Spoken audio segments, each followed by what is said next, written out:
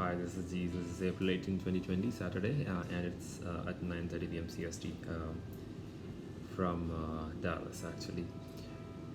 So today has been a great day in terms of the number of cases and number of deaths. Many of the places have seen a decreased number of cases of death as well as the number of cases that is reported, but that's not enough, maybe. Coming on to my updates, I'm doing pretty good.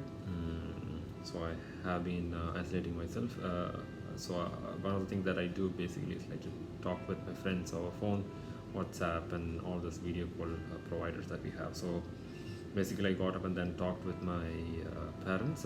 They are doing great. They are in self-isolation. They are keeping themselves busy at home. Basically, they could not go out and do a whole bunch of stuff, but they are like happy at home, waiting for the curfew to be lifted very soon. So that's one of the things that we can expect, and not really soon, but still I think there's hope that we are seeing light at the end of the tunnel. So after the call, I talked to my brother, sister-in-law, and kids. Like I talked to them for like an hour or so. So basically, that was like one of the refreshing things that I did in a couple of days. That's like very encouraging, very motivating. We just talked to them about everything that we had over the week. Basically, we call every day.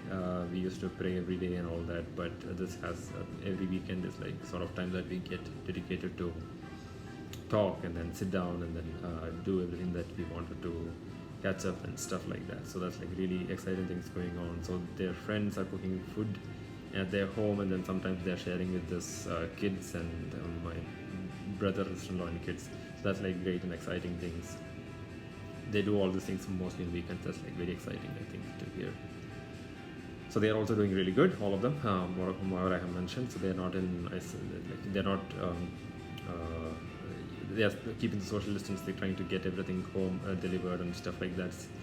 So I think my brother did a shopping for the Indian store. I think Indian store up there in my brother's place is really nice. They charge $10 flat on no matter how much amount you purchase for, but I think for a family it's like really nice, so you can go and get stuff from there whenever you would like. So all you have to do is like go there. They will take everything and keep it in your trunk, so that's like much more easier in many ways. Cool. My friends had an unusual visitor for one of my friends' uncle who was here in Dallas. So he came over and then he gave a whole bunch of stuff to them. Basically, I was thinking about we were thinking about ordering the stuff online, and it was very expensive for us because $50 for the delivery. It's like, I think it's expensive for anybody who is not a millionaire.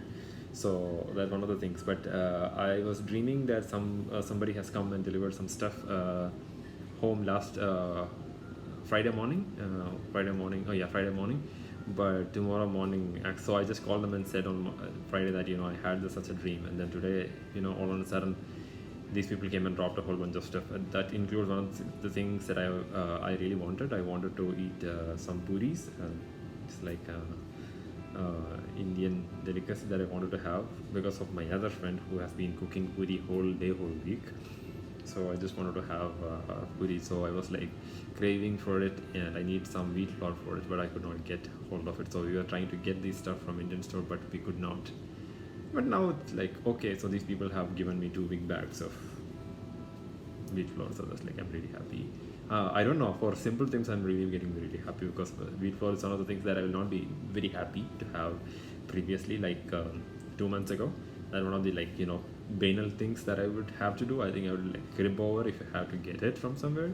But it's like one of the things that made you happy. I think this is the new normal. I mean, things are changing, but it's like changing for the good. We are seeing value for what all things we have taken for granted for years. I think it has now come to a stage we all need to go and get these individual stuffs, and we can claim back the long lost glory of happiness that you get from all these things. That's like amazing thing that I wanted to reinforce myself that returning is not a bad idea. Like you need to, once in a while you have to revisit and then sit at home and then to really understand the real meaning of the freedom that we have to move around and then do whatever we would like to do. Great. So I think I'll not do the talk for myself, but still I think I'll go into the total number of cases now. So total number of cases is 2.33 million. Really, these numbers are staggering, but I think that is one of the things that we have come in terms with these days. The number of people who are actually affected is much higher than this, but we can't recognize and all those things. Some people are asymptomatic, so once we have the antibody test, which are very prevalent and then easily accessible, I think we'll get a good estimate of how many people had been affected from this COVID-19. So 81,930 people who are affected today. Sadly, very sadly, 160,763 people lost their life to COVID. 6,505 people died today. That's like a lot, but I think the number is getting much lower for countries like United States. That is like one of the good things, but I think these numbers are really staggering, and then we will have to do something about it. Yes, and the number of people who are recovering, 597,000 people have recovered. They have gone home. 1.5 million people are actively battling. 1.57 million people are actively battling at different places in different countries, in different social systems, in different hospitals. So that's like a great thing that we might have to keep in mind, that everybody is in this battle, and it's a long haul battle, but it's like going on, but still good, great. 55,265 people are in critical care. Hopefully we will see this number of people coming off this ventilators really soon, fully alive and then actively going back to their life. Total number of cases by country, I think United States has the highest toll so far. 738,000 people are affected. 29,000 people were newly infected today. That number has virtually not changed. So United States, what I have seen is that these numbers keep changing. So after the reporting is done yesterday night, I think I was reporting around 2,131,000 people who were affected yesterday. I think that number has gone up later after I have reported. I don't know why they have changed it. But even the death, I'll just mention that during the death explanation, I'll mention what was going on there. Spain, 194,000 and 3,577 people have died. That number is going down. Italy, 175,000 and 3,491 people got affected today. That is going down. France, 157,000, 3,800 going down. Germany, 143,000, 2,300 going down. But one of the other things that we have to notice that is, so these are the numbers who are listed on the total number of cases that we have, right? But there are other countries who are, increasingly recognizing this COVID-19 problem in their country and then addressing, and then these numbers in daily reporting are coming up. So these countries include UK, Russia, Turkey, and Brazil. I think Brazil is one of the places that this disease has got its grips on. Really a place where it can spread. I think even though the population density in some of the places are really high, I mean low, but in some places are really high. So there's a good chance that spread is going to be really going to be tough to contain. Because if you look at if you have seen the movie called City of Gods or whatever that is, then you really understand what is the problem of how the social distancing norms cannot be fulfilled in some of these places. It's very hard. So we will have to ensure some sort of other mechanisms to contain this disease in these places. Hopefully, I know these government agencies are thinking actively about this, but I'm just saying for the sake of reporting, they say that UK, Russia, Turkey, and Brazil are actually having a lot more reports than previously they have been had cases on individual days. That's like really alarming. Or coming to total number of deaths, United States has highest death toll so far. 39,000 people have died so far to COVID. The number that we have seen is 1,867 people died today. But I have to make a small adjustments here. I just want to tell them that yesterday when I was reporting it was 2,100 and something, but later on in the night they have changed to 2,400 something. So there's like a huge jump yesterday they had.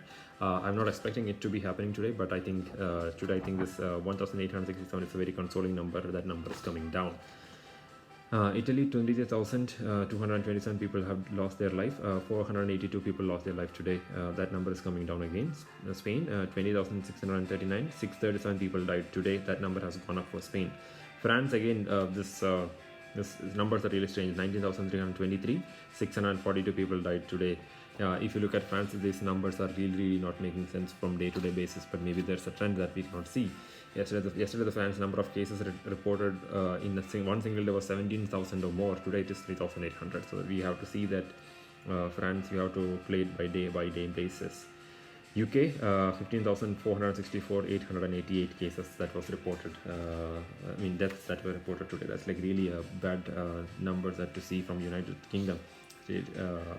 That's like we don't know what is going on in UK. I think they need more care and protection and more social distancing, social awareness, and all that needs to be there, so that they can get this under control really well. One of the other countries that we need to look out for that by looking at the number of deaths is like Belgium and Brazil. Once again, 220 people died yesterday.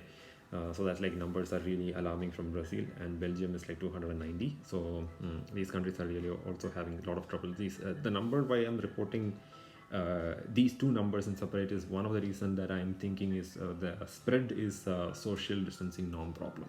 It's like it's a completely different problem from the death problem. So social distancing problem is like how effectively you can isolate people. That's like the problem input per se is the number of people, and the social distancing norms by various means and by various places and all those things. So mostly it is people who adhere to all these things, people who has to take measures, and government are just policy makers. People have to feel this thing. This is a policy making problem. This is a problem of philosophically speaking, that's a separate sort of problem, right?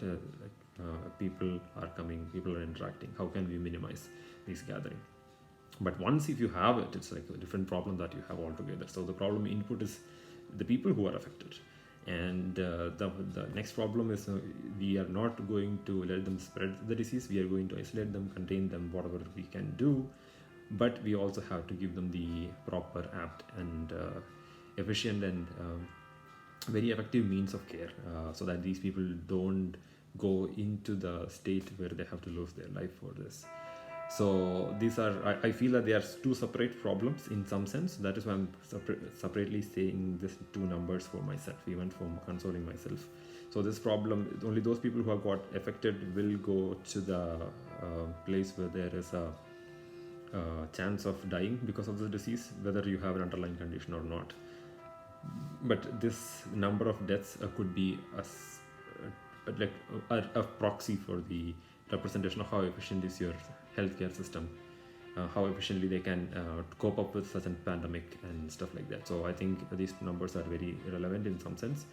So that is why I am saying that Belgium and Brazil has a problem, even though Belgium does not come in the total number of reported cases. But if you have a broken system, or if you have a system that cannot contain this many people, you're already having trouble.